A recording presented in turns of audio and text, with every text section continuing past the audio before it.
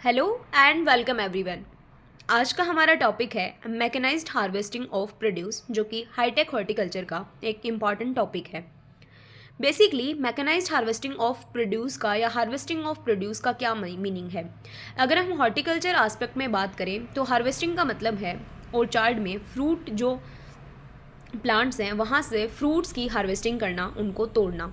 अब ये दो तरीके से की जा सकती है। हम मैनुअली भी हार्वेस्टिंग करते हैं प्रोड्यूसर्स की, और मैकेनाइज्ड हार्वेस्टिंग भी की जा सकती है। दोनों के अपने अपने कुछ एडवांटेजेस एंड डिसएडवांटेजेस हैं। मैकेनाइज्ड हार्वेस्टिंग एक्चुअल में होती क्या है और इसका क्या मेजर बेनिफिट है, आज की इस वीडियो लेक्चर में हम यही डिस्कस करेंगे। Mechanical harvesting, basically mechanical harvesting वो सिस्टम है जिसको कि किसी भी कमोडिटी को या फिर हम बोल सकते हैं फ्रूट्स को या वेजिटेबल्स को प्लांट से रिमूव करने के लिए या प्लांट से उसकी हार्वेस्टिंग करने के लिए डिज़ाइन किया जाता है। ऐसा सिस्टम है मैकेनिकल हार्वेस्टिंग। इस मेथड को या मैकेनिकल हार्वेस्टिंग जो है वो डिफरेंट अलग अलग मेथड्स के द्वारा कंप्लीट की जा सकती है। लाइक हम ट्रंक्स, लिम्स या कैनोपीज जो है प्लांट की, उनकी शेकिंग करके प्लांट से फ्रूट्स जो हैं उनकी हार्वेस्टिंग कर सकते हैं। कुछ केसेस में हम कुछ केमिकल्स का भी यूज़ करते हैं ताकि फ्रूट को प्लांट से थोड़ा लूज़ किया जा सके, जिस एक एब्सिशन लेयर बन के, जो कि हार्वेस्ट एफिशिएंसी को इंक्रीज़ करता है।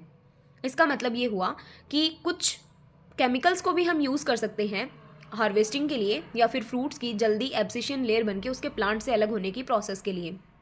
लेकिन जब हम मैकेनिकल हार्वेस्टिंग का यूज़ करते हैं या मैकेनिकल हार्वेस्टिंग टर्म को यूज़ करते हैं तो हमें ध्यान रखना चाहिए कि हमें ऐसे मैकेनिकल हार्वेस्टर्स को यूज़ करना चाहिए जिससे हार्वेस्ट डैमेज कम से कम हो, क्योंकि जितने हम मैकेनिकल हार्वेस्टर्स का यूज़ करते हैं उससे बहुत बार हमारे फ्रूट की क्वालिटी या फिर प्लांट को भी डैमेज होने के चांसेस रहते हैं। तो जब हम मैकेनिकल हार्वेस्टर्स को चूज़ कर रहे हैं तो हमें पता होना चाहिए कि वो कितना डैमेज कोज कर सकता है। जो मैकेनिकल हार्वेस्टिंग का मेन एडवांटेज है वो यही है कि फ्रूट क्रॉप्स हो या वेजिटेबल क्रॉप्स हो, उसको बहुत कम पीरियड ऑफ टाइम में उसकी हार्वेस्टिंग की जा सके, उसको जो टाइम पीरियड है वो काफ़ी कम लगे। इसके अलावा लेबर से रिलेटेड जो प्रॉब्लम्स फेस करनी पड़ती हैं कि लेबर की अवेलेबिलिटी नहीं होती है जब सीज़न का टाइम होता है तब, तो उस समय मैकेनिकल हार्वेस्टिंग एक बेटर ऑप्शन हो सकता है इस प्रॉब्लम से मैनेज करने के लिए। इसके अलावा मैनेजमेंट की जो प्रैक्टिसेस हैं उनसे भी मैकेनिकल हार्वेस्टिंग द्वारा अच्छे तरीके से छुटकारा पाया जा सकता है। तो इट मीन्स बेसिक सा मतलब क्या हुआ, मैकेनिकल हार्वेस्टिंग में हम किसी मशीन को यूज़ करेंगे किसी भी फ्रूट या फिर वेजिटेबल की हार्वेस्टिंग करने के लिए। हालांकि ऐसा नहीं है कि हर फ्रूट या वेजिटेबल क्रॉप के लिए मैकेनिकल हार्वेस्टिंग अवेलेबल है, लेकिन कुछ बड़े बड़े ऑर्चार्ड्स में कहीं कहीं मैकेनिकल हार्वेस्टिंग को यूज़ किया जा सकता है। अब सपोज आपने सीरियल क्रॉप्स में मैकेनिकल हार्वेस्टिंग को देखा होगा, like in the case of rice and wheat सबसे ज़्यादा देखा होगा। वहाँ पर सीरियल क्रॉप्स में क्योंकि सेम टाइम पे मैच्योरिटी होती है, बार बार हार्वेस्टिंग की रिक्वायरमेंट नहीं पड़ती है, इसलिए हम बोल सकते हैं कि वहाँ पर ये ज़्यादा सक्सेसफुल है as compared to fruit crops. अगर हम मैकेनिकल हार्वेस्टिंग के एडवांटेजेस की बात करें तो ऑब्वियस सी बात है कि ये कॉस्ट को रिड्यूस करती है। इसके अलावा लेबर की जो प्रॉब्लम आती है उससे इफेक्टिवली मैनेज कर सकते हैं और हार्वेस्टिंग को एक्सेलरेट कर देती है, यानी कि कम पीरियड ऑफ टाइम में ही कंप्लीट हार्वेस्टिंग हम ले सकते हैं। इसके अलावा मैकेनिकल हार्वेस्टिंग है तो एडवांटेजेस के साथ साथ डिसएडवांटेजेस भी होंगे।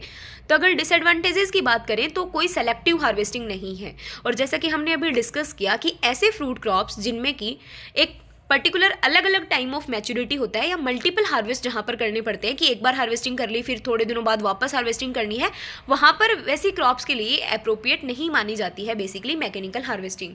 अगर हम एक एग्जांपल की बात करें तो नट क्रॉप्स जो हैं उनमें बेसिकली जैसे केशव नट है या वॉलनट है, उनमें ज़्यादातर मैकेनिकल हार्वेस्टिंग को अडॉप्ट किया जाता है। इसके अलावा अगर स्मॉल ऑर्चार्ड्स की बात करें या स्मॉल फील्ड्स अगर हैं, एक छोटा ऑर्चार्ड है किसी फार्मर के पास में, तो ये थोड़ा सा एक्सपेंसिव मैकेनिकल हार्वेस्टिंग हो सकता है as compared to manual labours. इसके अलावा कभी कभी अगर गलत हार्वेस्टर को चूज़ कर लिया गया है या फिर किसी अन्य कारण से मैकेनिकल हार्वेस्टिंग से डैमेज हो सकता है फ्रूट्स को भी और फ्रूट प्लांट को भी। इसके बाद आते हैं टाइप्स ऑफ मैकेनिकल हार्वेस्टर, मतलब हम बेसिकली कौन कौन से हार्वेस्टर्स का जनरली यूज़ करते हैं। तो फर्स्ट है लिम्ब शेकर, इसके अलावा कैनोपी शेकर वगैरह काफ़ी टाइप के मैकेनिकल हार्वेस्टर्स हैं। लिम्ब शेकर की अगर हम बात करें तो ऐसे फ्रूट्स जिनको प्रोसेसिंग के लिए यूज़ किया जाता है उनको बेसिकली हम limb shaker type of mechanical harvester हम यूज़ करते हैं। अगर एग्जांपल की बात करें तो लाइक सिट्रस फ्रूट्स के लिए, एप्रिकॉट्स के लिए, पीचेस के लिए और भी काफ़ी सारे टाइप के फ्रूट्स के लिए हम लिम्ब शेकर को यूज़ करते हैं। नेक्स्ट आता है कैनोपी शेकर। कैनोपी शेकर में बेसिकली वाइब्रेटिंग मैकेनिज्म के थ्रू जो फ्रूट्स हैं उनकी हार्वेस्टिंग की जाती है और ये ध्यान रखा जाता है कि फ्रूट बियरिंग ब्रांचेस को डायरेक्टली या इनडायरेक्टली कोई नुकसान ज़्यादा ना हो।